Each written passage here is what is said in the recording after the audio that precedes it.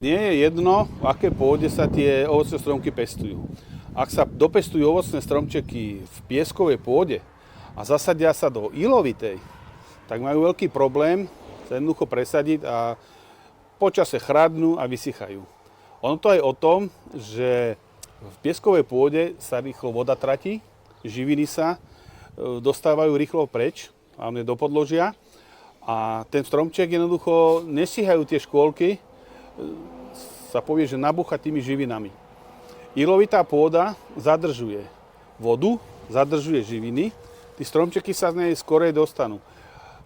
Konečný efekt je taký, že keby ste si zobrali zväzok stromkov z ilovitej pôdy a z pieskovej, rovnakých parametrov, čo sa týka hrúbky, dĺžky, dáte to do ruky, zistíte, že z tej ilovitej pôdy sú o 50 až o 80% ťažšie ako tie v tej pieskovej pôde.